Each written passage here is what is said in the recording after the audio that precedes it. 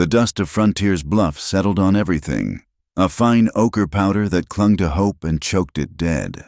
It was the tail end of a blistering summer in 1879, a season so relentless it had baked the very color from the sky, leaving it a pale, washed-out blue, the stagecoach, looking less like a vehicle and more like a weary beast of burden, groaned to a halt in the center of the main street.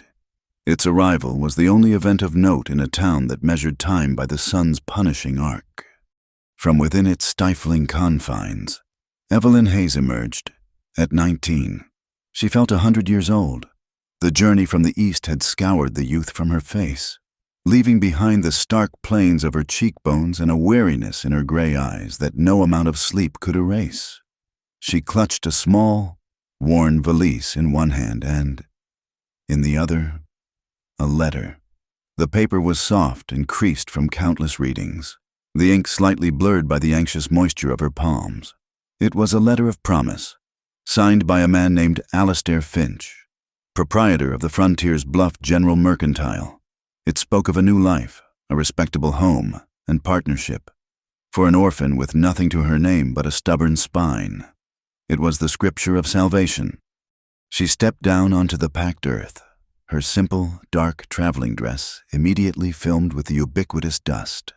The town seemed to hold its breath. Doors that had been shut against the afternoon heat now held shadowy figures. Faces appeared in the grime-streaked windows of the saloon and the land office. Work at the livery stable across the street paused, the rhythmic clang of a hammer on an anvil falling silent. Evelyn felt their eyes on her, 100 tiny pinpricks of curiosity. She was a spectacle, the mail-order bride, a creature of rumor and desperation, delivered like a parcel. She stood by the stagecoach, a solitary island in a sea of silent judgment, and waited. She smoothed her dress, a futile gesture against the dust and wrinkles, and tried to arrange her features into a pleasant, hopeful expression. The man in the letters had a fine, looping script and wrote of building a community, of needing a helpmeet with a steady hand and a good heart. He had enclosed a daguerreotype of a man with a serious face, a high collar, and neatly parted hair. He looked like stability. He looked like the end of a long, hard road. A door creaked open down the street, and a man stepped out from the cool darkness of the general store. It was him. Alastair Finch was shorter than his portrait suggested, and his neatness seemed less a mark of character and more a brittle defense against the untamed world around him. His boots were polished to a high shine, an absurdity in a town paved with dirt. He did not smile. He approached not with the warmth of a prospective groom, but with the critical eye of a man assessing livestock. He stopped a few feet from her, his gaze sweeping over her from the scuffed tips of her shoes to the stray strands of auburn hair that had escaped her bun. Evelyn's heart, which had been a frantic drum against her ribs, slowed to a heavy, painful thud. This was not the welcome she had imagined. "Miss Evelyn Hayes, I presume?" he said, his voice thin and dry as the dust motes dancing in the sun. "Mr. Finch," she replied, her own voice barely a whisper. She offered a small, tentative smile. He did not return it. Instead, he took a slow, deliberate circle around her. He noted the darned cuff of her sleeve, the thinness of her wrists, the faint shadows of exhaustion beneath her eyes. Each observation was a silent indictment. The town watched, rapt, the silence stretched, thick and suffocating. When he finally stopped in front of her again, he cleared his throat. "The letters," he began, loud enough for the entire street to hear, spoke of a woman of robust health, of simple, pleasing features. He paused, letting the implication hang in the air. Evelyn felt a hot flush crawl up her neck, a wave of shame so powerful it made her vision swim. "I am a businessman, Miss Hayes," Finch continued, his tone becoming one of righteous injury. "A pillar of this community. My wife must reflect my standing.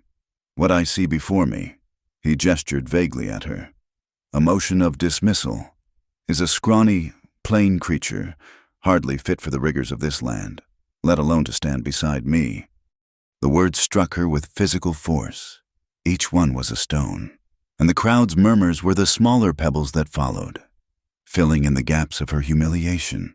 Scrawny, plain, the hope she had so carefully nurtured, the ones that had sustained her through the rattling, endless journey, shattered like cheap glass.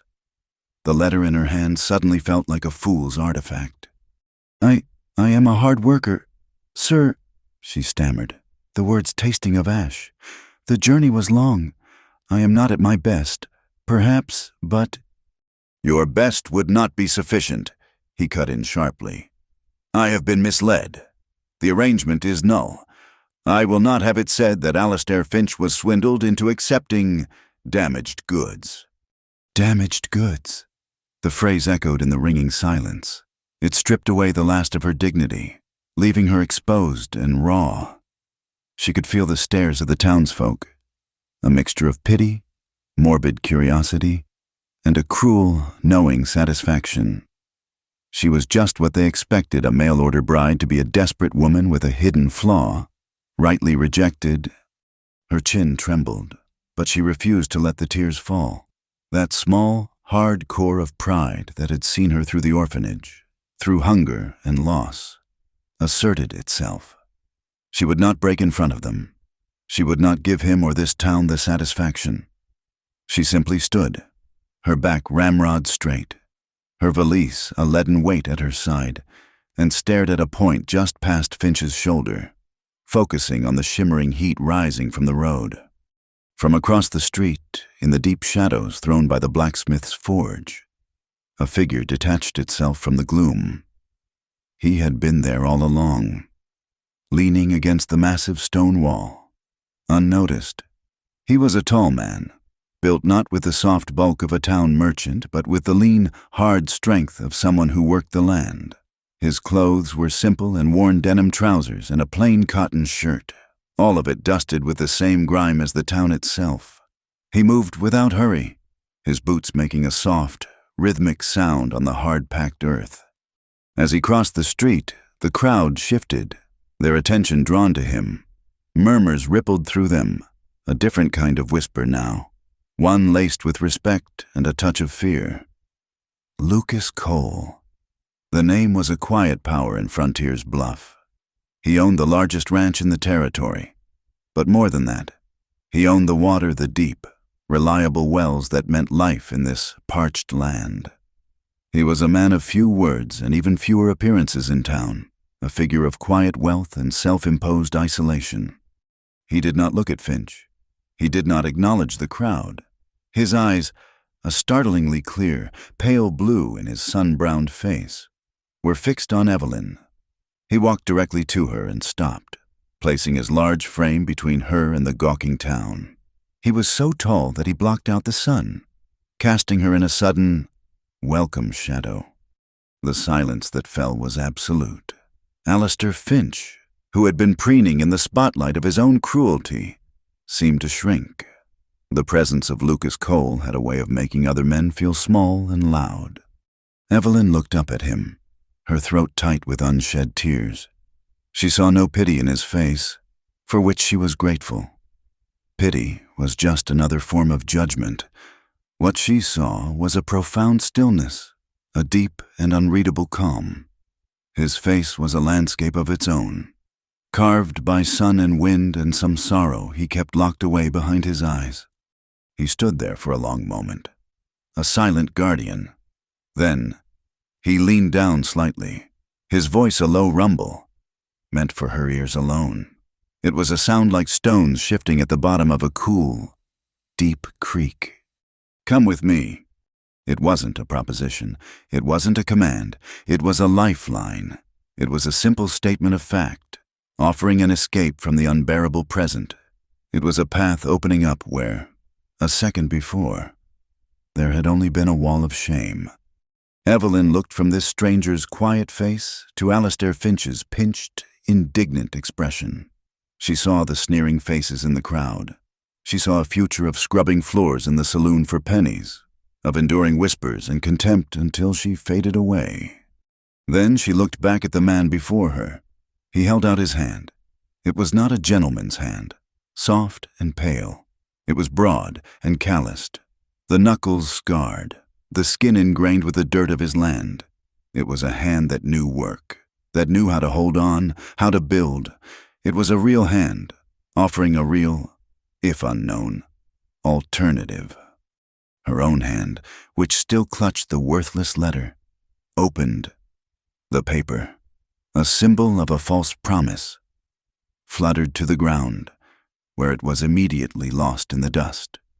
Without a word, she placed her hand in his. His fingers closed around hers, a grip that was firm and surprisingly gentle.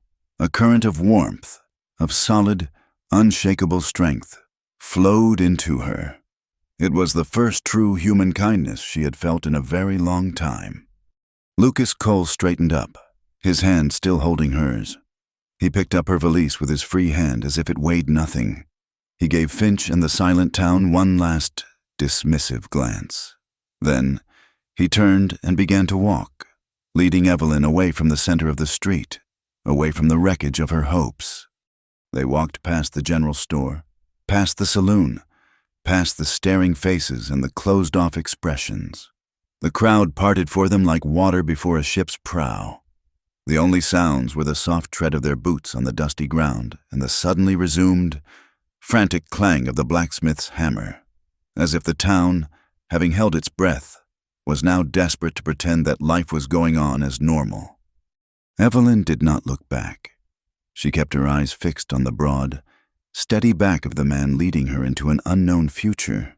The dust of Frontier's Bluff swirled around their feet, but for the first time that day, she felt it might not be able to cling to her forever. A single whispered phrase from a stranger had done more than 1,000 written words of promise. It had given her a choice, and in taking his hand, she had chosen to survive. The journey from Frontier's Bluff was a silent one. Lucas led her to a sturdy buckboard wagon hitched near the livery, helped her up to the hard wooden seat, and stowed her valise in the back without a word. He untied the reins, and with a soft click of his tongue, they were moving. The town receded behind them, its petty cruelties and staring eyes swallowed by the dust they raised. They traveled east, away from the setting sun, into a landscape that grew starker with every turn of the wheels. The sparse grasslands, already singed brown by the summer, gave way to rolling hills dotted with skeletal rock formations, black and jagged like the exposed bones of the earth. There was no sound but the rhythmic creak of the wagon axles and the plodding of the 2 stout horses. The silence was immense, a physical presence that pressed in on Evelyn. It was a silence so profound that she became acutely aware of the sound of her own breathing, the soft rustle of her dress, the frantic, hopeful beat of her heart against her ribs. Lucas Cole seemed a part of this silence. He sat beside her, his large hands resting easy on the reins, his gaze fixed on the horizon. He was not an uncomfortable man to be silent with. His stillness was not empty. It was watchful, rooted, as if he were in constant communion with the unforgiving land around them. Several times, Evelyn stole a glance at his profile. It was a hard face, not unkind, but shaped by realities she could not begin to imagine. He had saved her from public ruin, yet he remained a complete enigma. He had offered his hand, but not his name, though she'd heard it whispered in the crowd. She knew nothing of him, except that his presence was a shield, and his silence was a question she dared not answer. After what felt like an eternity, as the shadows grew long and the air began to lose its fiery edge, he finally pulled the wagon to a halt. They were on a low rise, and below them lay a shallow valley. In its center was his ranch. There was no grand house, no white picket fence of her eastern dreams. The Cole Ranch was a testament to function over form. A low, long log house sat hunkered against the earth as if to avoid the notice of the wind. Its windows were small, its roof shallow-pitched. A collection of outbuildings, a large barn, several corrals, a smokehouse stood nearby, all built of the same dark, weathered wood. The entire compound was enclosed by a simple fence, less for decoration than as a clear line drawn against the vast, encroaching wilderness. And near the house, built of thick, carefully placed stones, was a well. It was the well that drew Evelyn's eye. In this parched landscape, it was the heart of the entire operation. It represented life, work, and survival. It was a promise of permanence in a world that felt terrifyingly transient.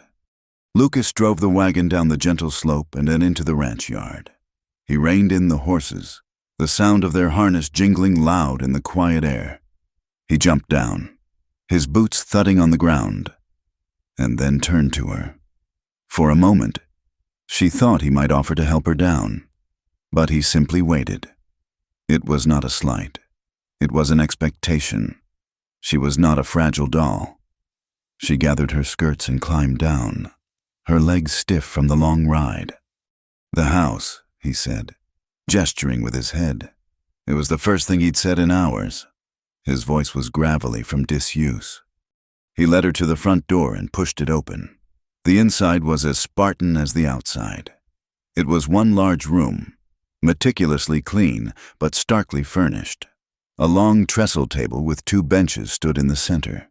A massive stone hearth dominated one wall, its mantel bare except for a box of matches.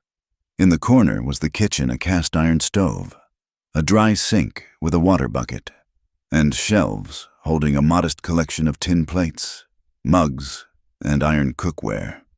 2 doors led off the main room. Everything was scrubbed, ordered, and impersonal. It was a place a man lived in, but it was not a home. Lucas set her valise down by the door. He turned to face her, his height and broad shoulders seeming to fill the already small space. The last of the evening light filtered through the western window, catching the dust motes dancing between them.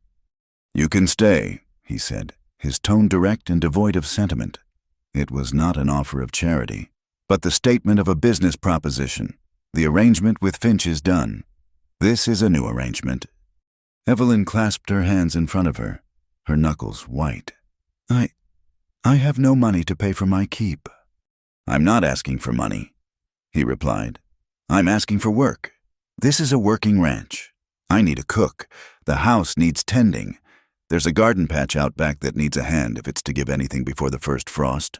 He paused, his pale eyes meeting hers, holding them. "You'll earn your place." The words, which could have been cruel, were instead a gift. He wasn't offering her a bed out of pity.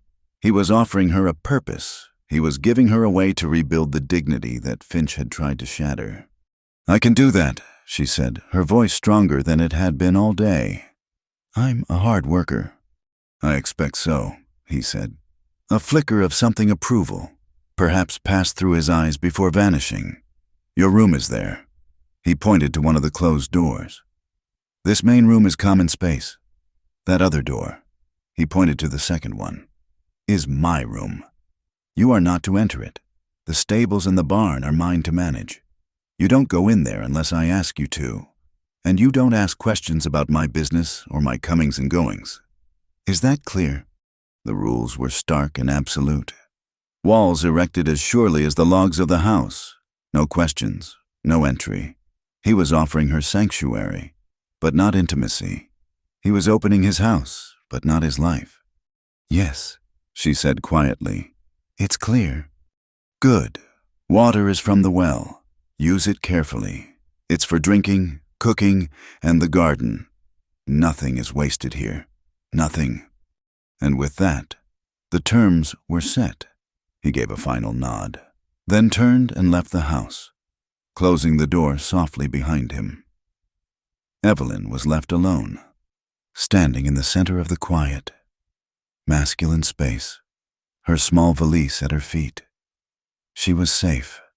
She had a roof over her head, and she had work. She was also profoundly alone, a stranger bound by silent rules in the house of another stranger. She felt a wave of gratitude so strong it almost buckled her knees, followed immediately by a cold tide of uncertainty. What was she? Truly, a housekeeper, a hired hand. She was something less than a wife and more than a servant, occupying a space that had no name. The days that followed fell into a rhythm dictated by the sun and the demanding nature of the land. Evelyn learned that Lucas Cole was a man of unyielding discipline. He rose before the first hint of dawn, gone from the house while the stars were still bright. She would wake to the smell of coffee he'd boiled for himself, and the profound silence of his absence. Her world became the house, the well, and the small, struggling garden patch. Hauling water was the first and last chore of the day, a back-breaking task that made her arms and shoulders ache. She learned the truth of his words: nothing was wasted. The water used to wash the vegetables was used to water the garden. The water from washing the dishes was saved for scrubbing the floor. The well, with its cool, deep promise, became a symbol of the discipline required to survive here. She cooked, cleaned, and mended. She swept the floors until the planks were pale and smooth. She scrubbed the soot from the hearth. She took Lucas's work-worn clothes, stiff with dust and sweat, and washed them with harsh lye soap until her own hands were raw. And in the work, she found a strange sort of peace. Her body was tired, but her mind, for the first time in months, was quiet. She was too busy to dwell on Finch's cruelty, too focused on the task at hand to worry about her ambiguous position. Each completed chore was a small victory, a piece of self-respect reclaimed. Lucas would return at dusk, a silent, weary figure walking out of the vast twilight. He would wash at the basin on the porch, the sound of splashing water a signal of his return. They ate their meals in silence at the long table. She would set out a plate of stew or beans and cornbread, and he would eat it without comment. But she noticed that he always cleaned his plate, though he kept his distance. Small, unspoken kindnesses began to form a language between them. One morning, she found a tall stack of perfectly split firewood by the door, far more than she needed for the day. Another afternoon, after a long day of weeding the stubborn garden under the hot sun, she returned to the house to find a fresh bucket of cool well water waiting for her by the sink. He never mentioned these things, and she never thanked him. The acts themselves were the only acknowledgement necessary. For her part, she learned to anticipate his needs. She saw the way he rubbed his shoulder after a long day in the saddle and began leaving a tin of liniment on the shelf by the wash basin. She noticed he favored her apple cake, and she made sure to bake one every week, a small extravagance in their Spartan life. One evening, he came back later than usual, long after the moon had risen. She had kept a bowl of stew warm for him by the hearth. He entered, moving with a bone-deep weariness, and saw the bowl. He stopped and looked at it for a long moment. Then he looked at her, where she sat mending one of his shirts by the firelight. He said nothing, but in the flickering light, she saw a softening in his guarded eyes, a silent acknowledgement that changed the quality of the air between them. He was not just her employer, and she was not just his cook. They were two solitary people sharing a space at the edge of the world, finding a way to survive together. Her room was small, containing only a narrow bed, a small washstand, and a single wooden chair, but it was hers. At night, he would give her a thick, clean wool blanket, and she would wrap herself in its heavy warmth, a profound feeling of security settling over her. She was safe. Slowly, almost imperceptibly, she began to push back against the harshness of her surroundings. She found a patch of resilient Indian paintbrush and put a cluster of the flame-colored flowers in a tin can on the table. The splash of color was a shock in the monochrome room. One day, using a sack of flour and the last of the yeast she'd brought with her, she baked bread. The warm, comforting smell filled the small house, a scent of civilization and care. It seemed to seep into the very walls, chasing out some of the loneliness that clung to the place. When Lucas came in that evening, he stopped just inside the door, sniffing the air. He looked at the fresh, golden brown loaf cooling on the counter. and then he looked at her. "Bread," he said, the single word holding a universe of meaning. "Yes," she said, her heart giving a little flutter.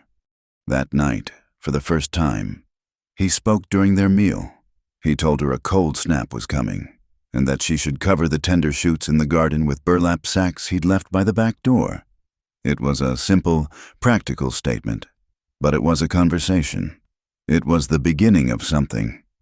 As she lay in her bed that night, wrapped in the wool blanket, listening to the wind howl outside, Evelyn realized that dignity wasn't something given or taken away by men like Alistair Finch. It was something you built, day by day, with your own 2 hands. It was the clean floor beneath your feet, the warm bread in your belly, the knowledge that you had earned your place, here, at the edge of the world, in a house of rules and silence. She was slowly, painstakingly, building a life. The quiet rhythm of the ranch was a fragile thing. For weeks, it held, a steady beat of work and silence, sunup to sundown. Evelyn came to know the seasons of the house the way the morning light first struck the east-facing window, the particular groan the porch boards made under Lucas's weight at the end of the day, the soft hiss of the fire settling into embers late at night. She had found a measure of peace in this routine, a sense of purpose that slowly knitted together the frayed edges of her spirit. But peace on the frontier was like a shallow creek in a dry season. It could vanish overnight. The past had a way of refusing to stay buried. It came for Evelyn in the dead of night, slipping through the cracks in her hard-won composure. The dream was always the same. She was standing in the dust of Frontier's Bluff, but this time she was utterly naked, her skin crawling under the weight of 100 pairs of eyes. Alistair Finch was there, his voice a booming pronouncement of her flaws, his words echoing and distorting until they were a meaningless, cruel roar. The crowd pressed in, their faces shifting between pity and derision. She tried to cover herself, to run, but her feet were rooted to the spot. A terrible, guttural sound of anguish tore from her throat, but no one seemed to hear. She awoke with that same sound on her lips, a strangled sob caught between a gasp and a scream. Her small room was pitch black, the blankets tangled around her legs like thorny vines. Her heart hammered against her ribs. A wild bird trapped in a cage. The shame from the dream was so real, so visceral, that it clung to her like a physical sweat. She was still there, in that street, forever branded as damaged goods. Suddenly, her door creaked open. A sliver of moonlight from the main room's window cut through the darkness, outlining a large, looming figure. It was Lucas. Evelyn froze, her breath catching in her throat. He had never entered her room. It was a breach of their unspoken treaty, a crossing of the lines he himself had drawn so clearly. He stood there for a long moment, a dark silhouette against the pale light. "You all right?" he asked, his voice a low, rough sound, thick with sleep. She couldn't speak, only managed a shaky nod that he likely couldn't see. Another sob escaped her, small and wretched. That sound seemed to decide for him. He took 2 long, quiet strides into the room, his presence filling the small space. He stopped by her bed. She could smell the faint, clean scent of lye soap and the earth on his skin. He didn't light a lamp. He simply reached out in the darkness and placed his hand on her shoulder. The touch was electric. Through the thin cotton of her nightgown, his palm was a brand of solid, steady warmth. It was not a lover's touch, nor one of pity. It was a simple, grounding human connection, an anchor in the turbulent sea of her nightmare. His hand was heavy, calloused, real, it said, without words. "You are here. You are safe." He just held it there, his thumb pressing gently against her collarbone. The wild hammering of her heart began to slow. The phantom eyes of the crowd receded. The echo of Finch's voice faded, replaced by the sound of Lucas's quiet, even breathing in the dark. He was a mountain of stillness in her shaking world. "Just a dream," he murmured, his voice softer now. Yes, She whispered, the word fragile. He stayed for another minute, his hand a constant, reassuring weight. Then, just as quietly as he had entered, he removed his hand, turned, and left, closing the door softly behind him. The sudden absence of his touch left the spot on her shoulder feeling cold, achingly empty. Evelyn lay awake for the rest of the night, not from fear, but from a profound and unsettling confusion. He had broken his own rules to offer her comfort, a comfort so potent it had reached the deepest parts of her, and she had no idea what it meant. The following morning, the wall between them was back, thicker and higher than ever before. Lucas was a fortress of silence. He avoided her gaze, his movements clipped and efficient. The easy, unspoken rhythm they had developed was gone, replaced by a tense, awkward space. He took his coffee and was gone before she had even finished tending the stove. When he returned that evening, he was remote, his face closed off, a mask of unreadable granite. The man who had stood by her bed in the dark was gone, and this cold stranger had taken his place. His withdrawal was a constant, sharp pain. It was worse than the initial silence because now she knew what it was she was missing. She had felt the warmth of the man behind the wall, and its absence was a chill that settled deep in her bones. The house, which had started to feel like a sanctuary, now felt like a prison again, shared with her jailer. Days passed in this strained quiet. Frustration began to curdle inside Evelyn, mixing with her gratitude and confusion. She scrubbed and cleaned with a ferocity born of this inner turmoil, trying to impose order on her small world when her emotional landscape was in chaos. She beat the dust from the rugs as if it were a personal enemy. She polished the tin plates until they shone. She declared war on every speck of grime, every shadow in every corner. Her cleaning frenzy eventually brought her to the one part of the house that remained a mystery, the second closed door. His door. It was the only thing in the house she hadn't touched, the physical manifestation of the boundary he had drawn between them. It was a dark, unyielding plank of wood with a simple iron ring for a handle. It was the heart of his silence. One afternoon, fueled by a week of his cold shoulder, she found herself standing before it, a cleaning rag twisted in her fist. Dust, the enemy, had gathered in the crevices of the panels. Without thinking, she began to wipe it down, her movements short and angry. What was behind this door that required such secrecy? What ghosts was he harboring that made him build such high fences around himself? She wasn't just a servant. She was a woman sharing his life, his roof, his food. Didn't she have a right to be treated as more than a shadow? A functional ghost who cooked his meals and washed his clothes. Her anger and hurt coalesced into a single, reckless impulse. Her hand, of its own accord, let go of the rag. Her fingers closed around the cold, heavy iron ring of the latch. She wasn't going to open it. She just wanted to feel it, to touch the barrier, to defy the rule that kept her at a perpetual, unbridgeable distance. "What do you think you're doing?" The voice was like a whip crack. It came from directly behind her, so close she flinched violently, snatching her hand back from the door as if it were red hot. She spun around. Lucas stood there, having entered the house with the silence of a predator. He must have returned early, his boots making no sound on the porch. His face was a thundercloud, his pale eyes narrowed and blazing with an intensity she had never seen before.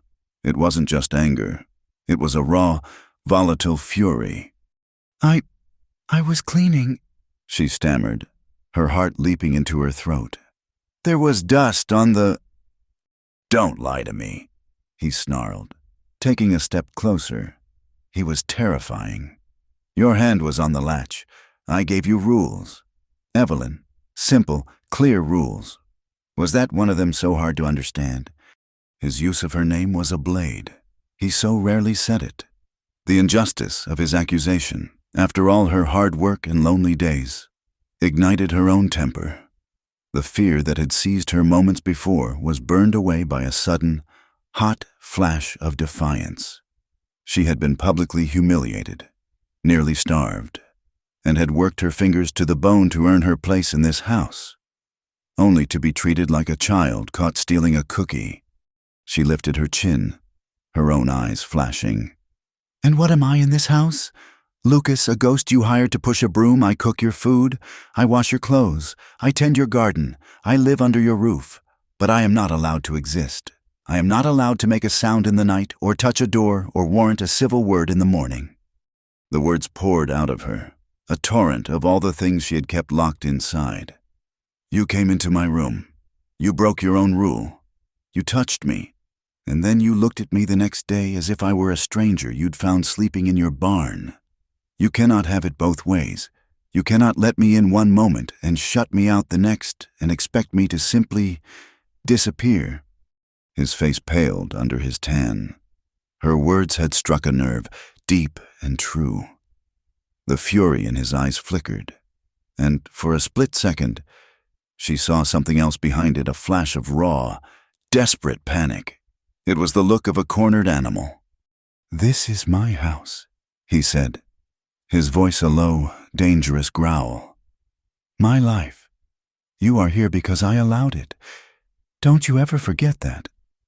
"I have never forgotten it," she retorted, her voice rising to match his.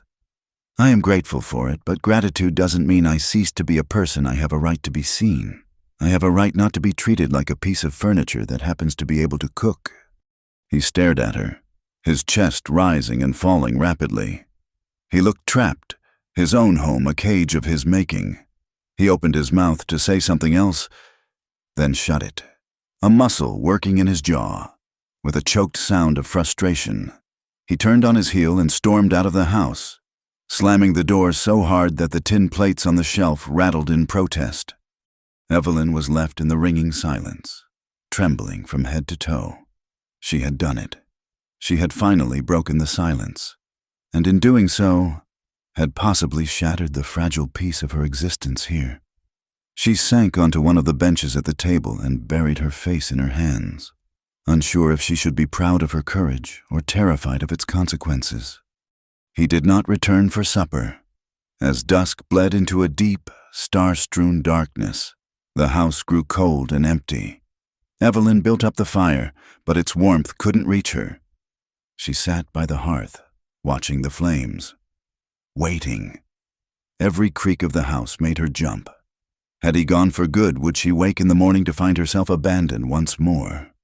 Hours later, long after she had given up and was about to retreat to her room, the door opened softly. Lucas stepped inside, bringing a chill of night air with him. He was bathed in the pale light of a full moon that had risen, turning the harsh landscape outside into a world of silver and shadow. He closed the door and stood there, his shoulders slumped with a weariness that went beyond physical labor. He looked at her, his face softened by the moonlight and firelight, the hard edges smoothed away. "I'm sorry," he said, his voice quiet, "for my anger." Evelyn looked up at him, her own anger long since evaporated, leaving only a hollow ache. "And I'm sorry," she whispered, "for touching your door. It wasn't my place." He walked slowly toward the hearth and stood looking down at the fire, his back to her. "You were right," he said, so quietly she had to strain to hear him. "What you said, it wasn't fair." She rose and stood a few feet away from him, a tentative truce hanging in the air between them. The moonlight streamed through the window, illuminating his troubled profile. "Why, Lucas," she asked softly, "why do you push everyone away?" He turned to face her. The moonlight caught the moisture in his eyes, making them shine like polished stones. He looked haunted. The deep, old sorrow she had first glimpsed in his face now laid bare. He raised a hand, his movement slow, hesitant. He reached out, not to her shoulder, but to her face. His calloused, trembling fingers brushed a stray strand of hair from her cheek, his touch as light as a moth's wing. The brief contact sent a shiver through her entire body. He let his knuckles rest for a bare second against the curve of her jaw, a touch of such profound, sorrowful tenderness that it made her breath catch. He leaned in, his gaze locked on hers, and for a heart-stopping moment, she thought he was going to kiss her. She saw the longing in his eyes, a desperate human need that mirrored her own. His face was inches from hers. She could feel the warmth of his breath. Then, a shudder went through his entire frame. The light in his eyes died, shuddered by a wave of pure anguish. He pulled his hand back as if he'd been burned and took a half-step away, breaking the spell. "I can't," he whispered, the words raw and broken. "Evelyn, I can't." He turned away from her then, presenting her with his broad, fortified back, and stared into the fire as if searching for an answer in the flames. He hadn't rejected her. He had confessed to her. He had shown her the gaping wound that lived behind his locked door, a wound so deep that even the thought of a simple kiss was more than he could bear. And in that moment of shared, moonlit vulnerability, Evelyn understood that his anger wasn't born of coldness, but of a terrible, suffocating fear. The fragile truce, forged in the moonlight, held for 2 days. An unspoken understanding settled between them. Not comfortable, but honest. Lucas was no longer a cold enigma. He was a man guarding a wound. Evelyn, in turn, was no longer just his housekeeper. She was the witness to his vulnerability. They moved around each other with a new, careful sort of gravity. The space between them charged with the words that had been spoken and the kiss that had not. The change came on the 3rd day. It started not with a sound, but with a color. The relentless blue of the sky began to leach away, replaced by a sickly, yellow-gray pallor on the horizon. The air grew heavy and still, a suffocating blanket that seemed to press the sound out of the world. The birds fell silent. The horses in the corral grew restless, stamping and snorting at the unnatural quiet. Lucas came in from the barn in the middle of the afternoon, his face grim, his eyes fixed on the strange sky. "A duster's coming," he said, his voice clipped and devoid of any warmth. The careful truce was over, replaced by the urgency of survival. A bad one. "Bring in the extra water buckets. Latch the shutters. All of them. Now." Evelyn didn't question him. She had seen his discipline, but this was different. This was a controlled, coiled tension, the alertness of a man who knew the enemy intimately. They worked quickly, their movements efficient and synchronized in the eerie. Yellow light. She filled every bucket and basin with water from the well, while he secured the barn doors and checked on the livestock. She fastened the heavy wooden shutters over the small windows, plunging the house into a premature twilight. The wind began with a low moan, a mournful sound that seemed to rise from the earth itself. Then it grew, a rising shriek that clawed at the log house, searching for any crack or weakness. The fine, insidious dust began to seep in, under the door, through the floorboards, a gritty film settling on everything. Inside the sealed, dim house, the roar of the wind was a constant, deafening presence. Lucas built up the fire in the hearth, the flames a lone beacon of warmth and light against the howling chaos outside. Evelyn went to the wood box to add another log and found it nearly empty. A cold knot of dread formed in her stomach. In the quiet tension of the past 2 days, she had forgotten the simple chore of refilling it. It was her responsibility, her failure. In a house where every task was a brick in the foundation of her worth, she had overlooked a crucial one. "The wood box is almost empty," she said, her voice small against the storm's fury. Lucas turned from the fire, his face unreadable in the flickering light. "It'll have to do. We're not opening that door until this is over. Could be a day, maybe more."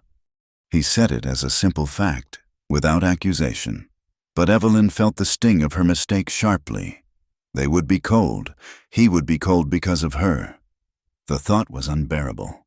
Her desire to prove her worth, to be a contributor and not a burden, warred with his command. The woodpile was just outside, a few yards from the back door. It would only take a moment. She could be quick. While Lucas was in the corner, checking the seal on a shutter, she made her decision. It was a foolish, prideful choice, born of a desperate need to fix her error. Grabbing a large wicker basket, she moved to the back door, her heart pounding. The wind tore at the heavy wood as she unlatched it. She would just be a minute. The moment she cracked the door open, the storm seized her. The wind ripped the door from her grasp, slamming it back against the interior wall, a solid wall of roaring. Stinging sand and dirt blasted into the house. It was not like wind. It was like a solid thing, a malevolent entity that blinded her, choked her, and tried to scour the skin from her bones. She stumbled outside, instantly disoriented. The world was gone. There was no sky, no ground, no house, only a maelstrom of brown. Churning chaos. The woodpile, which had been a few easy steps away, had vanished. She took what she thought was a step toward it, the basket clutched in her hand like a useless shield. The wind shoved her, spinning her around. She took another step, then another. Her eyes squeezed shut against the stinging grit. Panic, cold and absolute, seized her. She was lost. She was 10 feet from the house, and she was utterly, terrifyingly lost. She opened her mouth to call Lucas's name, and her throat was instantly filled with sand. She fell to her knees, coughing, gagging, the roar of the wind filling her ears, her head, her soul. Inside, Lucas heard the crash of the door and spun around, a curse on his lips. He saw the open doorway and the churning wall of dust invading his home. "Evelyn," he roared, but the storm swallowed his voice. He saw the empty spot where the basket had been. Understanding and a terrible, cold fear hit him in the same instant. The fool girl, the brave, stubborn, fool girl. He didn't hesitate. There was no time for anger. He ran to the center of the room, to the heavy, immovable trestle table that was the anchor of the house. Grabbing a coil of thick rope from a peg on the wall, he looped one end around a thick table leg, pulling the knot tight with swift, sure hands. He would not be lost. He would not let the storm take anything else from him. Paying out the rope, he wrapped a bandana around the lower half of his face and plunged into the screaming chaos. The force of the wind was staggering. He leaned into it, a human bulwark against the elemental fury. The dust was a physical assault, trying to rip the air from his lungs. "Evelyn!" he bellowed, his voice hoarse, immediately ripped away by the wind. He moved in a slow, expanding circle, the rope his only connection to safety, to the house. He kept one hand on it, a lifeline in the heart of the tempest. He swept his other hand in front of him, feeling for anything in the blinding murk. The world was reduced to touch and sound the feel of the rope, the howl of the wind. He found the basket first, tumbled against a half-buried rock. Hope and dread warred in his chest. He moved farther, to the very end of the rope's length. Nothing. He had to go back, retie it, try another direction. Panic, an old and familiar enemy, began to claw at the edges of his control. He saw other faces in the swirling dust, heard other cries. Sarah, the boy. He shook his head violently, forcing them away. This was Evelyn. He recoiled the rope and started again, this time angling toward where the woodpile should be. He pushed forward, foot by agonizing foot, and then he stumbled over something soft. It was her. She was curled on the ground, a small, still heap, her hair a wild tangle of auburn and dirt, her face pale. She was not moving. For a terrible, heart-stopping second, he thought he was too late. He knelt, his fingers fumbling at her neck, searching for a pulse. He found it, faint and thready. But there, a wave of relief so powerful it almost brought him to his knees washed over him. He scooped her into his arms. She was lighter than he expected, a fragile weight against the might of the storm. Holding her tight against his chest, he turned and began the arduous journey back. following the taut line of the rope, his beacon in the roaring darkness. He burst back into the house, kicking the door shut against the storm. He laid her gently on the floor in front of the hearth, the rope still trailing from his hand. He unknotted it, his movements urgent, and then knelt beside her. Her face was caked with mud. Her lips were cracked and blue. Her breathing was shallow, punctuated by a rasping cough. She needed warmth. She needed water. She needed to be cleaned. His own room was the closest. Without a second thought, he lifted her again and carried her across the main room, to the forbidden door. He pushed it open with his shoulder and stepped inside. He laid her on the bed within. It was a simple room, dominated by a narrow bed covered with a faded, handmade quilt of intricate blue and white squares. A small, polished wooden chest stood at the foot of the bed. On the wall above a small washstand hung a single, small, oval-framed daguerreotype of a smiling young woman with dark, kind eyes. This room was a preserved memory, a place untouched by time since the day he had lost everything. It was his sanctuary of grief, his private chapel of guilt, and now he had brought the living into it to save her from the dead. He worked through the night. The storm raged outside, a constant, violent counterpoint to the quiet intensity of his tasks within the small room. He gently washed the grime from her face and hands with a cloth dipped in precious water. He forced a few drops between her cracked lips. Her body was cold, so he stripped off her wet, dirt-caked dress and wrapped her in the quilt, the one Sarah's mother had made. He sat by the bed in a straight-backed chair, a silent, sleepless vigil, watching the faint rise and fall of her chest. Sometime in the deepest part of the night, as he listened to her ragged breathing, the walls he had so carefully constructed around his past began to crumble. He found himself whispering, the words drawn from him by the storm and the fragile life in the bed before him. "So much dust," he murmured, his voice a raw, broken thing. "It was like this, that day. Couldn't see. The mail coach."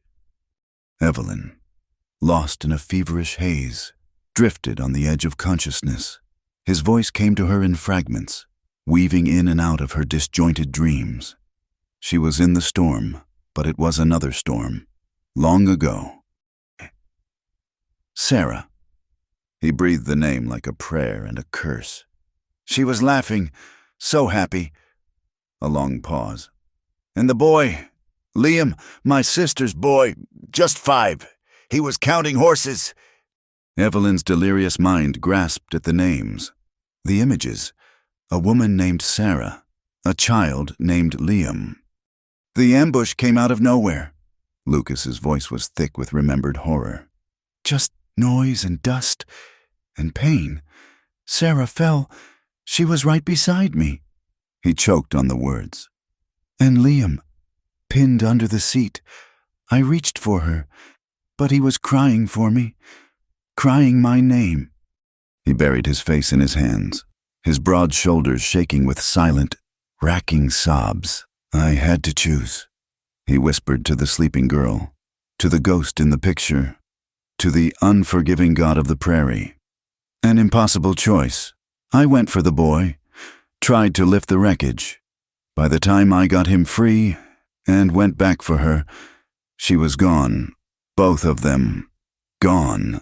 I held them both, in my arms, in the dust. My fault. It was my fault. I should have been faster. I should have saved her. The confession hung in the small, lamp-lit room. A weight of guilt so immense it seemed to suck the very air from the space. He had not lost a fiancée. He had been forced to choose between her and a child, and had lost them both. He wasn't a survivor. In his own mind, he was a murderer. Evelyn drifted back into the depths, the fragmented story branding itself onto her soul. The locked door wasn't just about a memory, it was about a moment. A single, impossible, life-shattering moment. When she finally awoke, it was to stillness. The storm had passed. Pale, clean morning light filtered through the cracks in the shutters. She was in a bed she didn't recognize, wrapped in a soft, heavy quilt. She felt weak, her throat raw, but her mind was clear. She turned her head. Lucas was asleep in the chair beside the bed. His head slumped forward onto his chest. He looked exhausted, vulnerable. The harsh lines of his face softened in sleep. The daguerreotype on the wall caught her eye. The woman in the picture, Sarah, was beautiful, her smile full of life. Evelyn understood everything. She made a small sound, a soft rustle of the quilt. Lucas's head jerked up, his eyes instantly awake and alert. They were filled with a raw, unguarded emotion. He looked at her, then at the room around them, and a flicker of his old defensiveness returned. "You're awake," he said, his voice hoarse. "You saved me," she whispered. He just nodded, looking down at his hands. She gathered her strength, pushing herself up slightly on her elbows. She had to know. She had to breach the final wall. "Lucas," she said softly. He looked at her, his gaze wary. "Are you afraid to love me?" The question was a quiet thunderclap in the still room. He didn't flinch, he didn't look away. The truth, confessed in the dark, had left no room for more lies. He looked at her earnest face, her clear gray eyes that saw right through him, at the life and stubbornness and warmth that she had brought into his desolate world. A long, shuddering breath escaped him. "It's not you I'm afraid of, Evelyn," he said, his voice thick with a pain so profound it made her own heart ache in sympathy. "It's what you are." He paused, searching for the words. "You're too real," he finally whispered. "Too alive, to care for someone, to let them in. That's to stand a chance of losing them. And I won't survive that again." It was the most honest thing he had ever said. He wasn't pushing her away. He was telling her why he couldn't pull her closer. He was showing her the shattered landscape of his heart. And as the clean morning light filled the room that had once been a tomb for his past, Evelyn knew that by saving her from the storm. Lucas Cole had finally, tentatively, begun to save himself. The wall was not gone, but for the first time, a door had been opened. The storm broke more than just the weather. In its aftermath, the house settled into a new kind of quiet, one filled not with distance, but with a fragile, shared knowledge. Evelyn recovered in the room that had been Sarah's, and Lucas became her silent, dutiful caretaker. He would leave trays of broth and bread by the door, his way of offering care without trespassing on the raw intimacy his confession had created. When she was finally strong enough to walk, the small house felt different. The forbidden door now stood slightly ajar, a silent invitation. The ghost that had haunted its halls had been named, and the terror of it had begun to recede, leaving only a profound, lingering sorrow. Her own small, cold room at the other end of the house now seemed a world away. It was Lucas who broached the subject one evening, his words as practical and unadorned as the man himself. "It's colder on that side of the house," he stated. "Looking at the fire, the wind gets in under the eaves. No sense in you staying there." It wasn't a proposal, but a logical conclusion. They were two people under one roof, and the house had one good, warm room. After she had recovered fully, she moved her few belongings from the small, drafty space into his. The first night was a study in profound, awkward tenderness. The bed was large, but they might as well have been in separate counties. Lucas lay on his back, his hands folded on his chest, as still and unmoving as a figure carved on a tomb. Evelyn lay on the very edge of her side, her back to him, every nerve in her body aware of his presence, of the heat he radiated into the cool night air. There was no passion, only a chaste and silent proximity. Yet, it was more intimate than any touch. It was the quiet sound of his breathing beside her in the dark, a steady rhythm that spoke of life. It was the knowledge that she was not alone with the howling of the wind. It was a shared vulnerability, an unspoken agreement to guard one another's sleep. Their intimacy grew not in the darkness of the bedroom, but in the small, sunlit rituals of their days. It was in the way he started leaving a single, perfect wildflower, an Indian paintbrush, or a purple aster on the kitchen table for her in the mornings. It was in the way she took to mending his clothes, her stitches small and neat, a quiet act of devotion. One evening, he came in from a long day of branding, his hands and arms caked with the grime of his work, the skin chapped and raw. As he went to wash at the basin, she quietly took the pitcher of warm water she'd set by the stove and brought it to him. "Let me," she said softly. He froze, his hands hovering over the basin, and looked at her with surprise. Before he could object, she took one of his hands in hers. It was rough as bark, the calluses thick, the knuckles scarred. It was the hand that had pulled her from the storm, the hand that had held hers as they walked away from her public humiliation. Gently, she poured the warm water over his hand, lathering the harsh lye soap between her own soft palms, and began to wash away the day's labor. She was careful and thorough, her touch light but firm, cleaning the dirt from under his nails and the grime from the deep lines of his skin. He stood utterly still, his gaze fixed on her bowed head as she focused on her task. It was a baptism, a cleansing. It was the most intimate act of her life, a wordless expression of care so profound it made her throat ache. When she was done, she dried his hands carefully on a clean linen towel. He looked down at his own clean skin as if he'd never seen it before. He flexed his fingers, then slowly closed his hand into a fist, as if trying to hold on to the feeling of her touch. He met her eyes, and in their clear, pale depths, she saw a gratitude so immense it needed no words. It was this growing partnership that gave Evelyn an idea. The ranch was self-sufficient, but it had little currency. She had been a dependent, a rescued creature. Now, she wanted to be a contributor, a partner in truth. "Lucas," she began one morning, her voice hesitant but determined. They had a surplus of flour from his last trip to a distant supplier. "I bake good bread. People in town, they might buy it." He stopped sipping his coffee and looked at her, considering Frontier's Bluff. The name alone was a shadow, the place of her deepest shame. For her to suggest returning there, and not just returning, but setting up to sell her wares, was an act of incredible courage.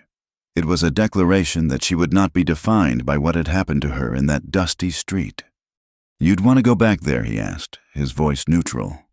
"I'm not the same woman who stepped off that stagecoach," she said, and it was the simple truth.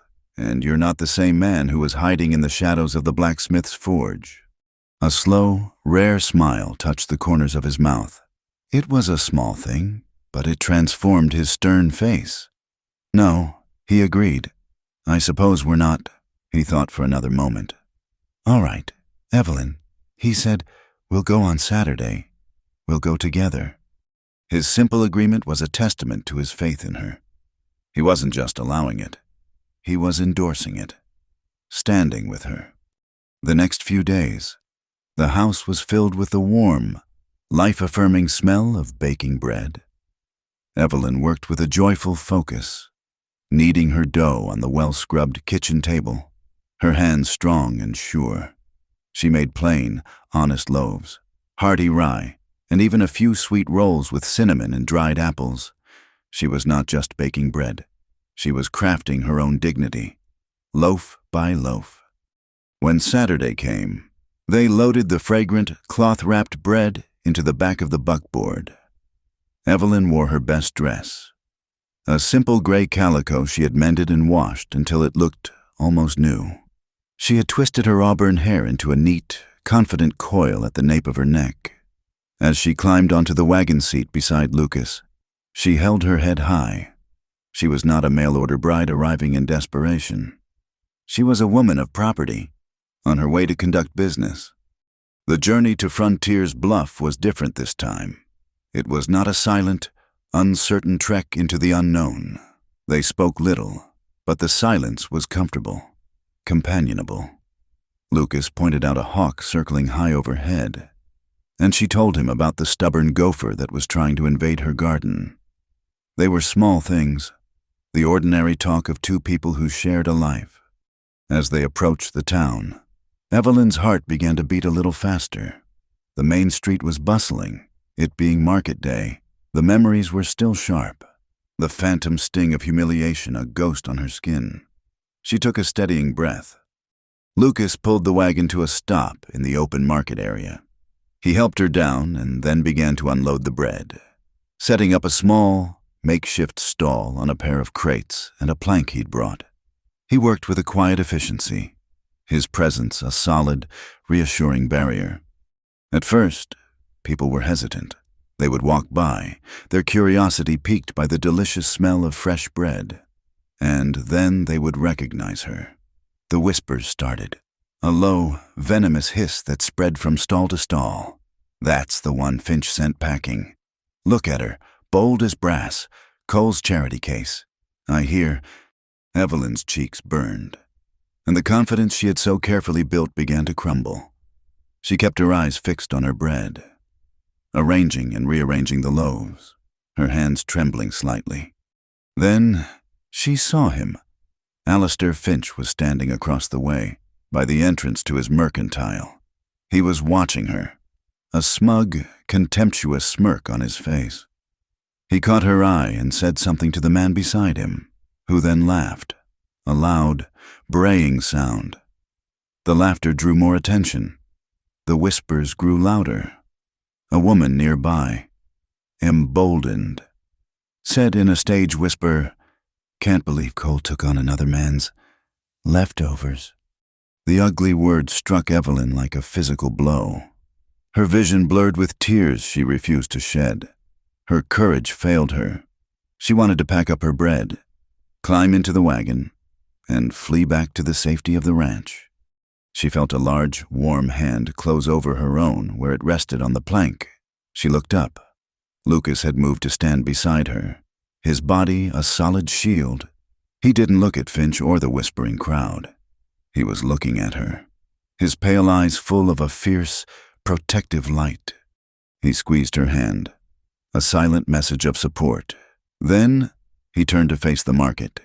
He didn't raise his voice. He didn't have to. The quiet authority in his bearing was enough to make the nearby chatter falter. "There seems to be some confusion here," Lucas Cole said, his voice calm and clear, carrying easily in the sudden lull. It was the voice of a man who owned the land and the water, a man who was not trifled with. Finch's smirk wavered. The crowd grew quiet, their attention now fully on the reclusive rancher who so rarely spoke in public. Lucas's gaze swept over the silent faces, missing nothing. He then looked down at Evelyn, his expression softening. He lifted their joined hands slightly. A public claim. "So I'll make it plain," he continued, his eyes still on her, but his words for the whole town to hear. "This woman," he said, his voice resonating with a deep, unshakable conviction, "is not my charity case. She is my partner. She is the heart of my home." He paused, and his next words fell into a dead, absolute silence. "She is the reason I'm still alive." The statement was so raw, so unexpected, so profoundly personal that it stunned the crowd into submission. It was a confession and a testament, delivered in the center of the public square. It spoke of a debt that could never be repaid, of a value that had nothing to do with appearances or contracts. It was a truth so powerful it vaporized the petty, cruel whispers on the spot. He had not drawn a weapon, but he had defended her honor more completely than any gunfight ever could. He held their gazes for a moment longer, a silent challenge. No one met it. Finch's face was a mask of disbelief and fury. His public shaming of Evelyn now turned back on him, revealing him as the small, petty man he was. The townsfolk looked down, ashamed. They had judged a woman's worth by one man's rejection, and now the most respected man in the territory had declared her priceless. Without another word, Lucas released her hand and began to sell her bread. "Fresh rye, 2 bits a loaf," he said in a normal tone. as if he hadn't just altered the entire social landscape of Frontier's Bluff. A man, a farmer she recognized, cleared his throat and stepped forward, his eyes full of a new respect. "I'll take 2 of those, Mr. Cole," he said, avoiding Evelyn's gaze. But the title was for her. Within an hour, every last loaf was sold. The ride home was quiet. The sun was warm on their backs, the prairie vast and peaceful around them. It was not the tense silence of their first journey, nor the awkward silence after their fight. It was a silence born of perfect understanding, a deep and resonant peace. He had not just defended her, he had claimed her, publicly and irrevocably. He had given her back the dignity that had been stolen from her in that very place. That evening, as they sat by the fire, a comfortable quiet enveloped them. The house felt more like a home than ever before. Evelyn leaned over and, for the first time, rested her head against his solid shoulder. He didn't flinch. He didn't pull away. After a moment, he slowly, deliberately, rested his own head against hers. They sat like that for a long time, watching the flames. 2 solitary people who had finally, against all odds, found their way to a shared rhythm. The peace that settled over the Cole ranch was as real and tangible as the warm bread Evelyn now baked twice a week. It was a peace built of shared labor and quiet understanding, a rhythm that had become the steady heartbeat of their life together. The house was no longer a place of silent rules and hidden sorrows. It was a home, warmed by the fire in the hearth and the slow, steady blossoming of trust between 2 solitary souls. This fragile new world was shattered one blistering afternoon by the arrival of 3 riders. They came from the east, dark figures shimmering in the heat haze, their approach announced by a rising cloud of dust. Evelyn, who was tending her garden, felt a prickle of unease. Visitors were a rarity, and these men rode with a hard, purposeful arrogance that did not belong in their quiet valley. Lucas came out onto the porch, his body instantly alert, his hand resting not far from the Colt holstered at his hip. He watched them approach, his face a mask of stone. But Evelyn saw a flicker of something in his eyes, not fear, but a weary, unwelcome recognition. The riders reined in their horses a few yards from the house, their mounts lathered and mean-looking. The man in the center was tall and lean, with a wolfish grin and eyes that were too bright, too restless. He wore a dusty black duster and a gun belt tied low, the mark of a man who lived by the speed of his draw. The 2 men flanking him were cut from the same rough cloth, their faces hard and impassive. "Well, now," the leader said, his voice a lazy drawl that didn't quite mask its sharp, dangerous edge. He swung down from his horse. "If it ain't Lucas Cole, playin' farmer. I almost didn't recognize you without the blue uniform and a face full of gun smoke." "Pike," Lucas said, his voice flat and cold. The name hung in the air like a threat. "You're a long way from any place that would have you." The man, Pike, chuckled. "A dry, rattling sound, just passing through. Heard you'd settled down, tamed yourself." His restless eyes flickered over to Evelyn, taking in her simple dress, her dirt-smudged hands, and the house behind her. It was a look of insolent appraisal that made her skin crawl. "Looks like the stories are true." "State your business." "Jedediah," Lucas said, his voice low and tight. He took a half-step forward, subtly placing himself more fully between Pike and Evelyn. Pike's grin widened, but his eyes were cold as river stones. "Business is exactly what I'm here for. An old friend, a partner, even. We were good partners once, weren't we? Luke back when the world was honest about what it took to survive." He stepped closer, lowering his voice conspiratorially. "I'm moving some stock north, prime beef, just acquired. The brands are a little complicated. I need a place to hold them for a spell. Let them water and fatten up before I move them on. Your land, with its creeks and wells, is perfect. a perfect, quiet, out-of-the-way little kingdom. Lucas's face remained impassive. "You're talking about rustling. I'm talking about enterprise." Pike corrected him smoothly. "And I'm offering you a cut, for old time's sake. You provide the pasture and the water. Look the other way, and you'll be richer than you already are. It's an easy price for water." "The answer is no," Lucas said, the words sharp and final. Pike's grin didn't falter, but a new, ugly light entered his eyes. He took another step, his voice dropping to a near whisper, a venomous, coaxing sound. "Don't forget who you are, Luke. I remember that cold hand you had. I remember the look in your eye at Shiloh. You're a survivor. A man who does what needs to be done. This dirt-scrabbling life, it's a costume. I'm offering you a chance to be yourself again." He was trying to summon a ghost, the ghost of the man Lucas had been, the man hardened by war and loss. Evelyn could feel the tension radiating from Lucas, a dangerous, coiled stillness. When Lucas spoke again, his voice was dangerously quiet. "That man is dead. Jedediah, you and your men are not welcome on my land. Mount up and ride out." Pike's face finally hardened, the last of his false charm falling away. "That's a mistake," he hissed. "A big one. This land of yours, that water, it's a fragile thing. Dams break, fences fall. Word gets around, a man with your history, it wouldn't take much for folks to believe you'd gone back to your old ways. Maybe started rustling for yourself. You turn me down, and I'll ruin you. I'll poison this little paradise you've built, and I'll make sure everyone knows you're nothing but a killer and a thief." He held Lucas's gaze for a long, charged moment, then spun on his heel, swung back into his saddle, and galloped away, his men close behind, leaving a cloud of dust and a silence thick with menace in their wake.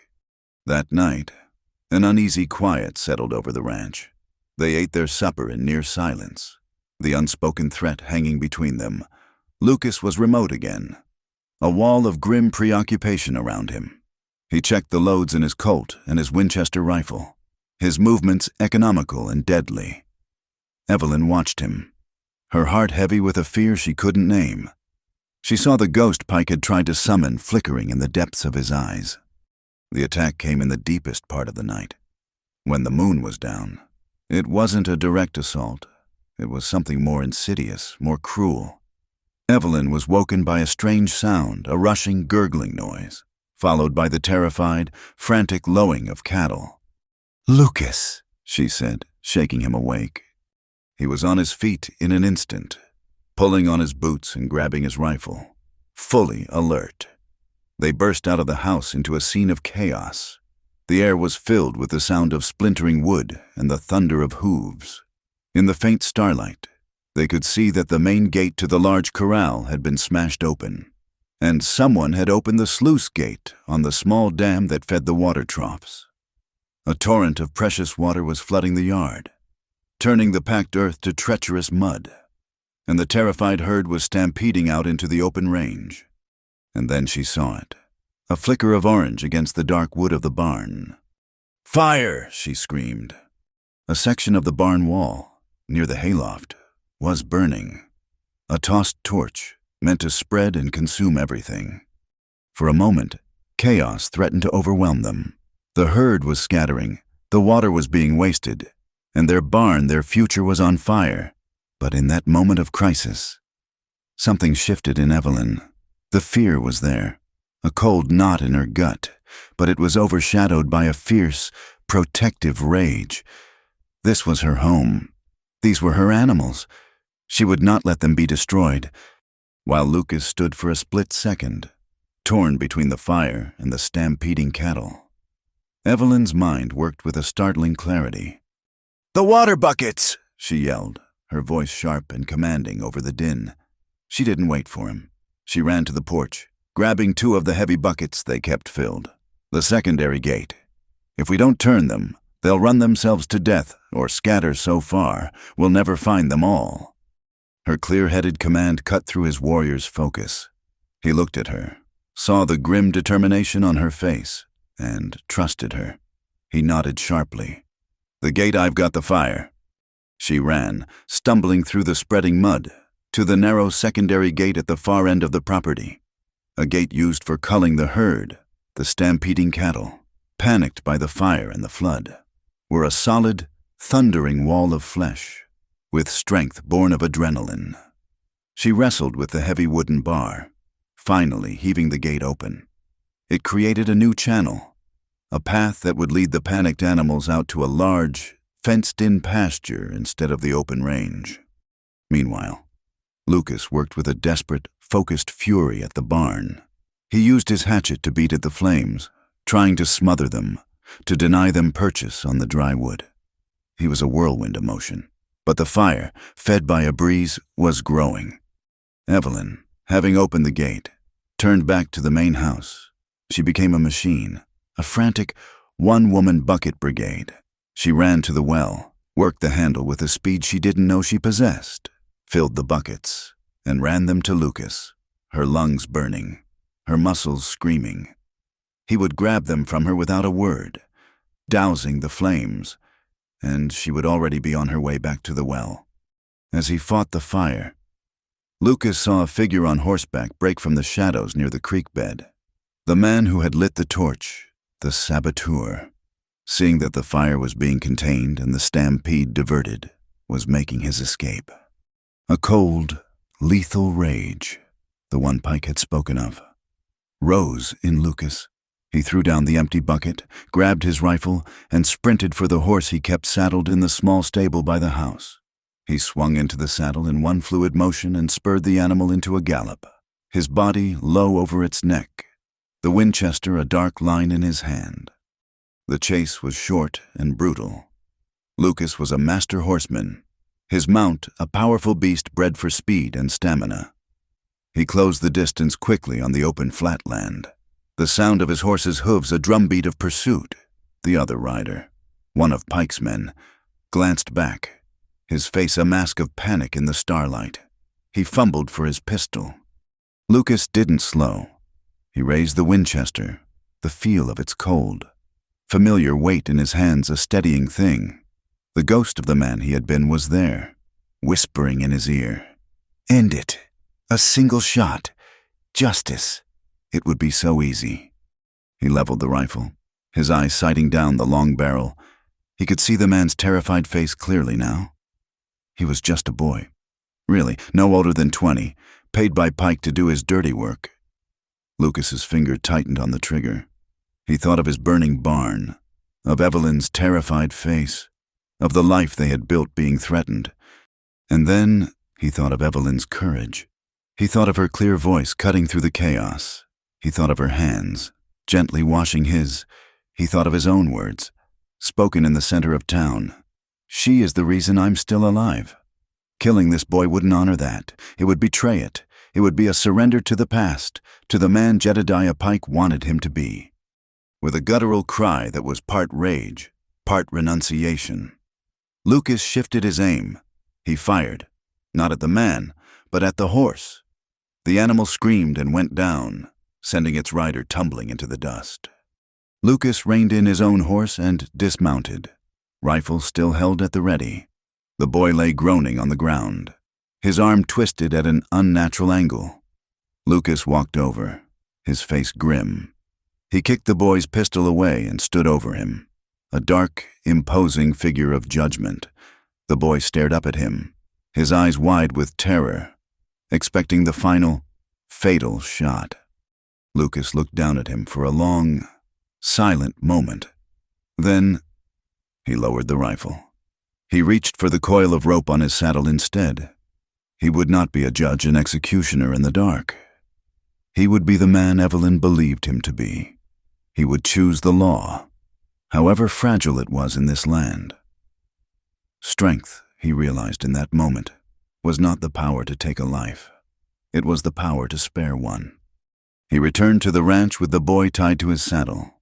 Just as the first gray hint of dawn was touching the sky, the fire was out, a blackened, smoking scar on the side of the barn. Evelyn was there, her face smudged with soot, her dress torn, her body slumped with exhaustion. But she was standing guard. She looked at him, then at the prisoner, and a wave of understanding and profound relief washed over her face. He had faced the ghost and won. Later, after he had secured the prisoner in the smokehouse to await the marshal, they stood together in the muddy yard, surveying the damage. The sun was rising, casting a soft, pink light on the scene of destruction. They were exhausted, filthy, and sore, but they were together. They had faced the darkness and held it back. He reached out and gently brushed a smudge of soot from her cheek. His touch was feather-light.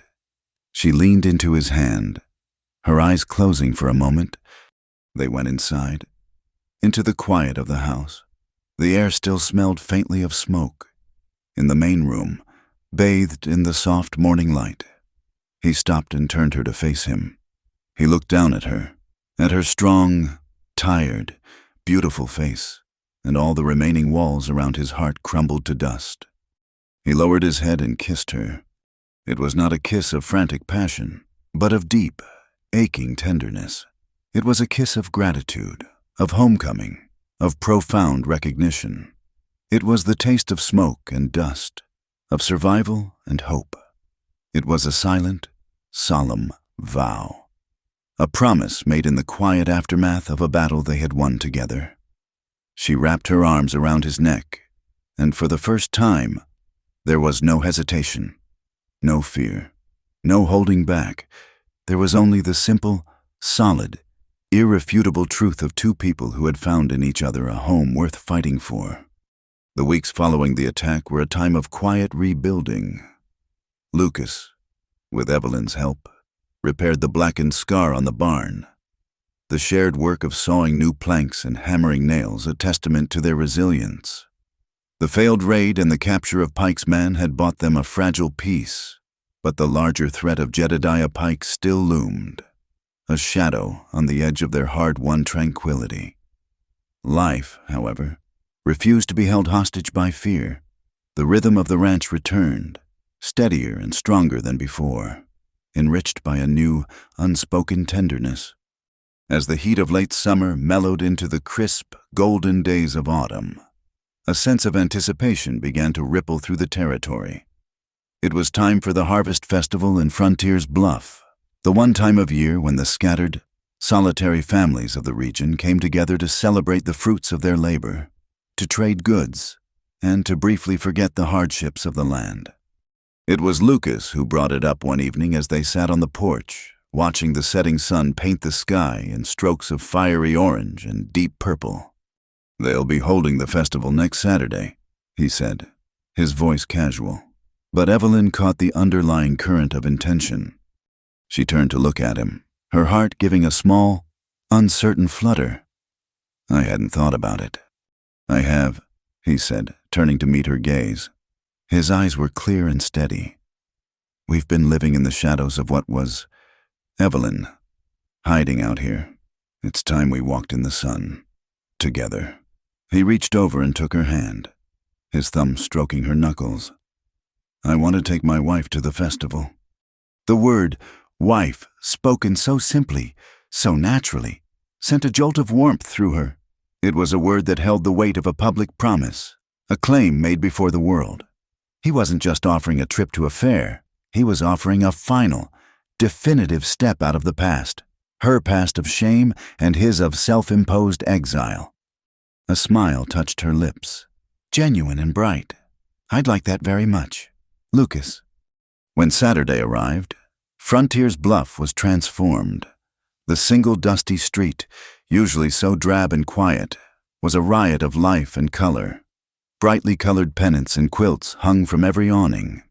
The air was thick with the smells of roasting pork, spiced apple cider, and fresh hay. A lively fiddle tune sawed through the cheerful din of laughter, haggling, and the lowing of prize livestock. People from every corner of the territory crowded the thoroughfare, their faces a mixture of hard-won optimism and relief. Lucas drove the buckboard into the bustling heart of it all. This time, as he helped her down, the town's reaction was different. The whispers were gone, replaced by a current of quiet, watchful curiosity.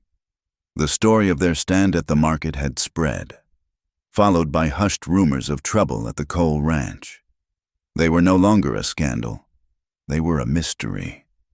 Lucas met the curious stares with a calm, level gaze, his hand resting lightly on the small of Evelyn's back, a simple, proprietary gesture that spoke volumes. They spent the morning wandering through the stalls, a quiet, self-contained unit in the swirling crowd. He bought her a length of blue calico ribbon for her hair. She insisted on buying a bag of hard candy, which they shared like two children. For the first time, Evelyn felt a sense of belonging. Not to the town, but to the man beside her. She was not the rejected mail-order bride. She was Mrs. Cole. A fiction in law, but a profound truth in her heart. On the arm of a man who looked at her as if she were the only person in the crowded square. Their fragile peace was shattered near midday. They were examining a display of preserved jams when a familiar, venomous voice cut through the cheerful noise. "Well, look what the cat dragged in, the happy couple." They turned. Jedediah Pike stood a few feet away, flanked by his other hired hand. He was clean-shaven and wore a new black coat, but the wolfish, dangerous light in his eyes was unchanged. He looked Lucas up and down, a contemptuous smirk playing on his lips. "Heard you caught young Timms," Pike said, his voice loud enough to draw the attention of those nearby. The fiddle music seemed to falter. "Heard he had an accident on the way to the marshal. Guess you haven't lost your touch for making problems disappear. Have you, Luke?" The lie was slick and perfectly crafted, designed to twist Lucas's act of restraint into one of cold-blooded murder. A murmur went through the nearby crowd. They looked from Pike's accusing face to Lucas's stony one. Doubt, the most potent poison in a small community, began to spread. Lucas's body went rigid, the old, dangerous stillness returning. But before he could speak, Evelyn stepped forward slightly, her grip on his arm tightening. "That's a lie," she said, her voice clear and steady, ringing with an authority that surprised even herself. "The marshal has the boy in custody. He's alive and well." Pike's eyes narrowed, shifting his venomous attention to her. "The little mail-order bride speaks. You'd do well to keep quiet, girl. This is business between men." He turned back to Lucas. "Or maybe you've gotten so soft, you let your woman do your talking for you now." He was baiting him, trying to provoke the violent reaction that would prove his accusations true. He took a step closer, and his man deliberately jostled Lucas. A hard shove meant to spark a fight. The crowd drew back, forming a silent, expectant circle.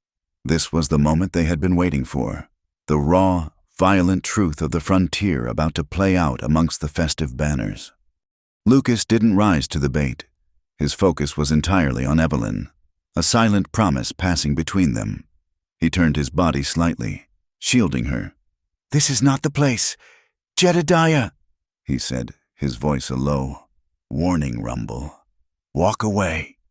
"I'm not going anywhere," Pike sneered. "Not until this whole town knows what a hypocrite you are. You stand here, playing the gentleman rancher, but you've got the blood of a dozen men on your hands, and you know it." The tension stretched, thin and taut as a wire. Pike's man, misreading Lucas's control for weakness, decided to escalate. He reached for his hip, his hand hovering over the butt of his pistol, a clear threat. And then chaos.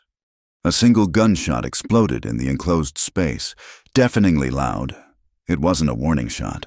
The bullet ripped through the canvas of a nearby stall, sending a shower of dried beans clattering to the ground. Women screamed. The crowd surged backward in a wave of panic. The shot had come from Pike's man. His face was a mask of surprise and fear. He had drawn and fired in a clumsy, panicked motion, intending only to intimidate. Lucas's reaction was not a thought, but a pure, honed instinct. In the instant the gun appeared, he moved, His first action was to shove Evelyn hard behind him, his body a solid wall between her and the threat. His second action was a blur of motion. He didn't draw his own weapon. He closed the distance in 2 long, swift strides. Before the shooter could even register what was happening, Lucas had his hand. He didn't strike him. He seized the man's gun wrist with one hand and his elbow with the other, with a powerful, fluid twist that used the man's own weight and momentum. He spun him around. The man's arm was forced up behind his back at an unnatural angle. The pistol clattered to the ground. The man cried out in pain and surprise as Lucas slammed him face first into a muddy puddle left by a leaking water barrel. Lucas held him there, one knee pressed hard into the man's back, his face a mask of cold, controlled fury. The entire violent exchange had taken less than 3 seconds. It was an act of absolute dominance, executed with breathtaking speed and precision, and without a single punch being thrown. Jedediah Pike stood frozen, his face a picture of stunned disbelief. His plan had backfired spectacularly. He had tried to paint Lucas as a bloodthirsty killer, and Lucas had responded by disarming his man without a scratch, a display of skill and restraint that was far more intimidating than any gunplay. Into the ringing silence strode Marshall Thompson, a stout, grim-faced man with a shotgun held at the ready. "What in blazes is going on here? Cole!" This man fired a weapon into a crowd. "Marshall," Lucas said, his voice level, not even breathing hard. "He didn't release the man pinned in the mud." "He was defending himself," Pike blustered, finding his voice. "Cole was about to attack him." A new voice, strong and steady, cut through Pike's lie. "That's not what happened." An older, weathered rancher named Silas Croft stepped out of the crowd, his face set with determination. "I saw the whole thing. Pike and his man here were baiting Cole. This one drew on him." "He's right," another man added, a farmer from the valley over. "Pike's been making trouble all season. His men tried to bust my fence last month, spook my herd." Suddenly, the dam of fear Pike had built began to crumble. Other ranchers and farmers, seeing Silas Croft's courage, began to speak up, their voices overlapping. A chorus of grievances about threats, broken dams, and spooked livestock. Pike's campaign of terror had touched them all. And now, in the light of day, they were finally finding the courage to name him. The marshal's eyes narrowed, moving from the chorus of accusers to Pike's now pale face. He gestured with his shotgun. "Pike, you and your man are under arrest for disturbing the peace, for reckless endangerment, and for a long list of other things. It sounds like..." As the marshal's deputy cuffed a sputtering Pike, the man pinned in the mud. Seeing his loyalty to Pike was about to earn him a long stay in a federal jail, started talking. "It wasn't just us," he squealed, his face streaked with mud. "We had help in town." The marshal stopped. "What are you talking about, boy?" "The brands," the man blurted out. "For the stolen cattle, we didn't make the irons, he did." He twisted his head, pointing a muddy chin towards the mercantile. "Finch Alistair Finch. He made the custom branding irons for us to alter the marks. He was getting a cut of every head we sold." A collective gasp went through the crowd. All eyes turned toward the mercantile, where Alistair Finch stood, frozen in horror. His face, usually so composed and smug, had turned a pasty, sickly white. He looked like a man who had just seen his entire world collapse. He tried to stammer a denial, but the words wouldn't come. Marshal Thompson wasted no time. "Deputy, check his forge. Look for any new ironwork, any sketches." Finch, the man of business, the pillar of the community, the man who had judged Evelyn as damaged goods, was exposed. His greed was the quiet, respectable partner to Pike's brutal violence. The mud on the gunman's face seemed to have splattered onto Finch's reputation, revealing the filth that lay beneath his polished boots and high collar. The crowd's mood shifted, a palpable, seismic change. They turned from Finch, their face masks of disgust and betrayal, and looked back at Lucas and Evelyn, The suspicion was gone, replaced by a deep and profound respect. Lucas Cole was not the dangerous recluse of their imaginations.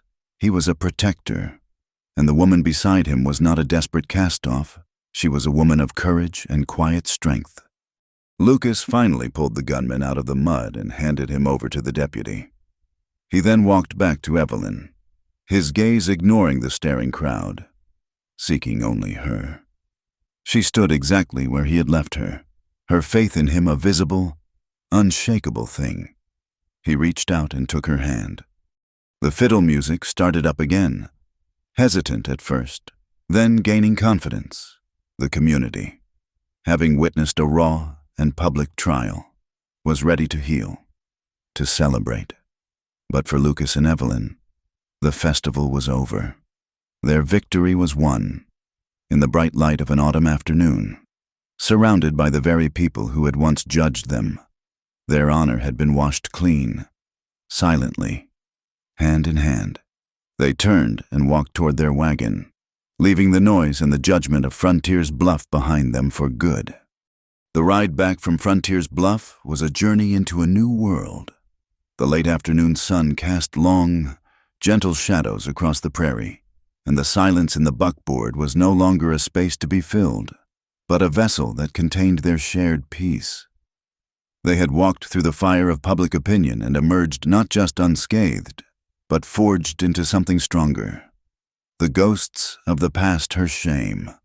His guilt had been faced down in the light of day, and they had lost their power. In the weeks that followed, a profound and gentle rhythm settled over the ranch.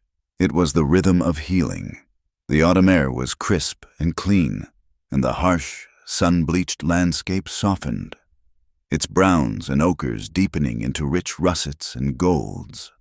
The work was still hard, the days still long, but the strain was gone, replaced by the easy, unspoken partnership of two people who knew, without a doubt, that they belonged together.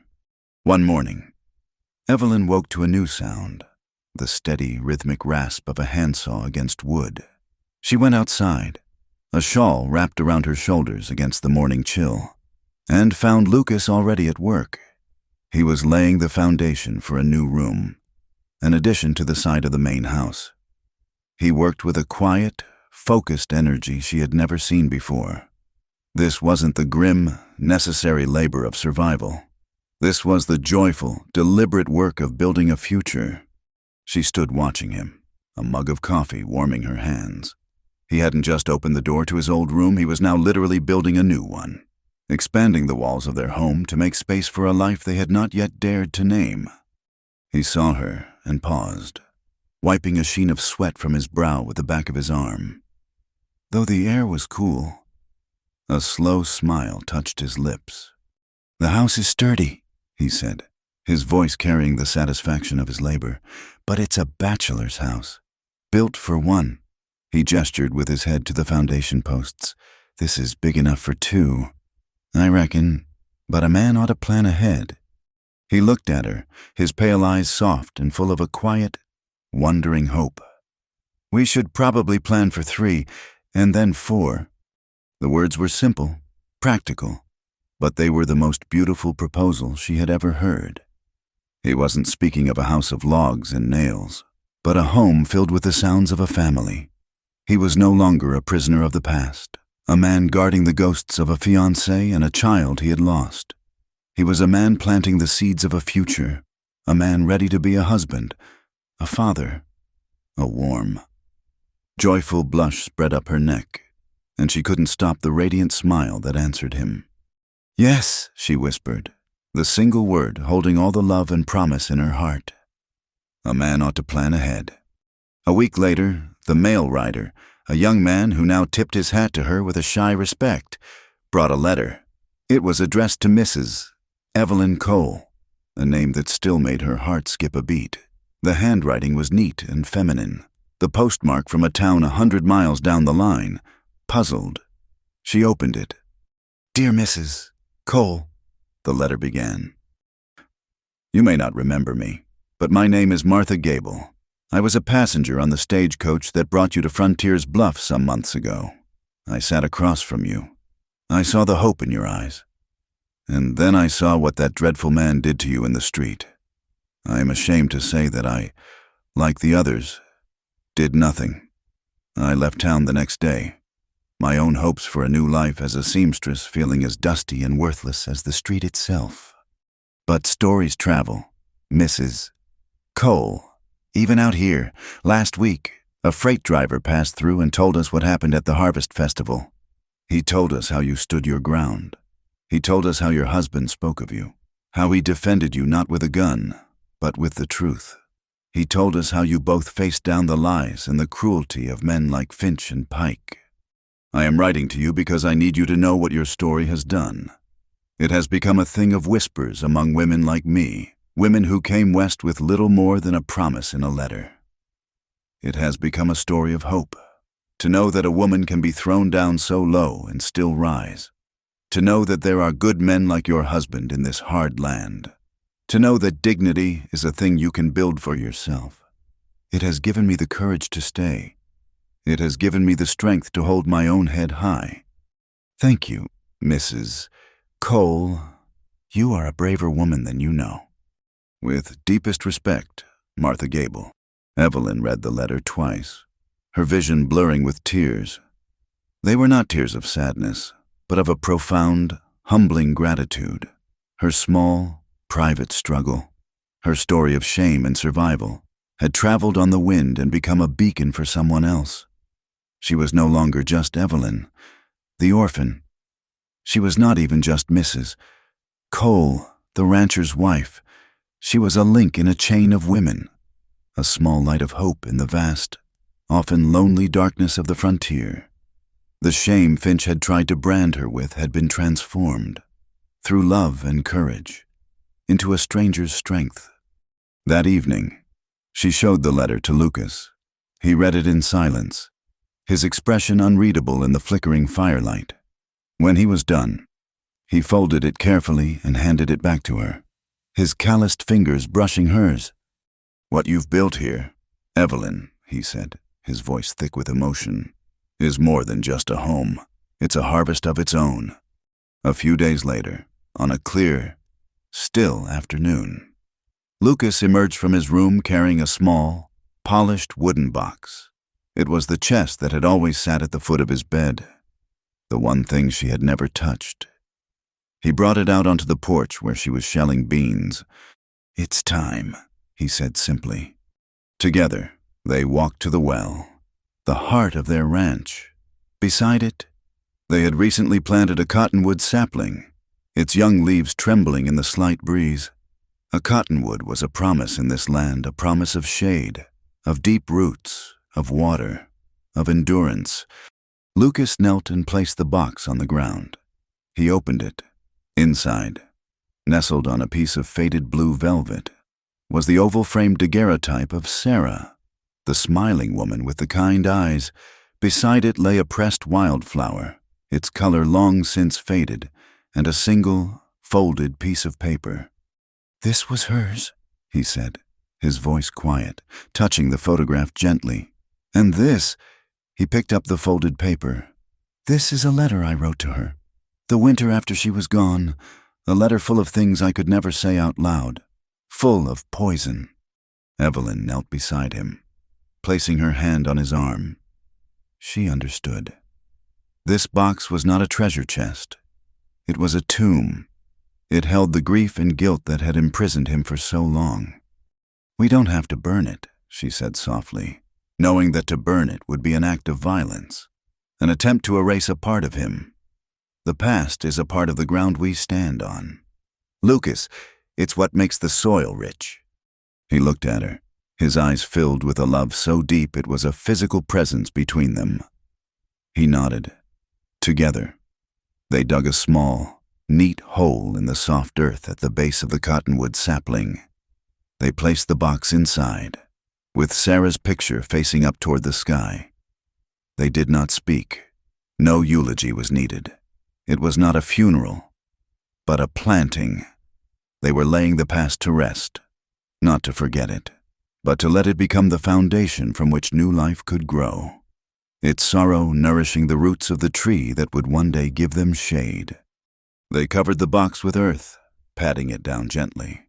Their work was done. The last ghost was at peace. They stood and walked back to the porch, their arms around each other. The sun was beginning its slow descent, and a cool, gentle wind whispered through the valley. It was the kind of evening that promised a cold, clear, star-filled night. Evelyn leaned her head against Lucas's chest, her forehead resting on the solid warmth of his shoulder. She could hear the steady, even beat of his heart, a rhythm as constant and reassuring as the turning of the seasons. They stood in comfortable silence, watching the sky reflected in the still, dark water of the well, the vast, endless expanse of the heavens, peaceful and calm, was held there, in the heart of their home. Happiness, she realized, was not a loud celebration or a dramatic victory. It was not the absence of scars. It was this quiet, this peace. It was the steady presence of a good man beside her. It was the knowledge that the ground beneath their feet was their own, and that the future, like the young tree they had just planted, was a thing of hope. Reaching for the sun, it was the quiet, enduring peace that came to those who were steadfast, who were brave enough to whisper, "Come with me into the heart of a storm." Thank you for listening to our story. We'd love to know where you're listening from, so please drop a comment below to connect and share your thoughts. If you enjoyed this journey, subscribe to our channel, Wild West Night. Give this video a like, and consider hitting the hype button to help more people discover and enjoy this tale.